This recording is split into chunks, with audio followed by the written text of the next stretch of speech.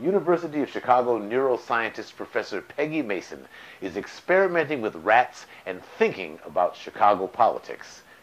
Insert punchline here. Mason has shown that rats will overcome their most basic fears to free an imprisoned comrade. Or would that be comrat? Rats, for example, hate light, and they hate being in the middle of a room. But a rat will put her primordial rodent fears behind her, plus learn new foreign behaviors to open a cage for the sake of a sister rat's liberty. You could call rats racist. A rat from a white family will not instinctively go through all those behavioral changes for the sake of a brown rat. But it turns out that, like Governor George Wallace of Alabama, who famously declared, "Segregation now, segregation tomorrow, and segregation forever," rat racists can be redeemed. A rat will come to the rescue of any rat who reminds her of any other rat with whom she has had a positive social interaction.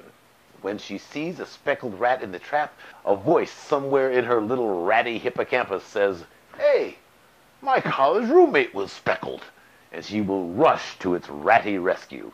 Maybe exposure-based prosociality is the neurobiological reason for why parks and beaches make life better. Chicago's master planner, Daniel Burnham, insisted on abundant public spaces for us. He believed they foster community.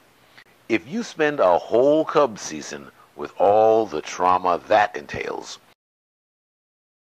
sitting next to a guy from Sri Lanka, chances are you will thereafter cop a better attitude toward all Sri Lankans, depending, of course, on how rat-like you are.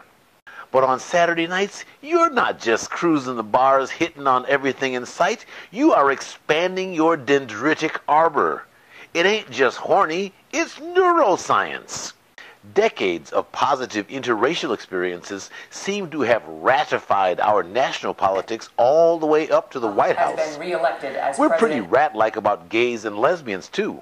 When I was in high school, homosexual meant target. Now it mostly means target audience.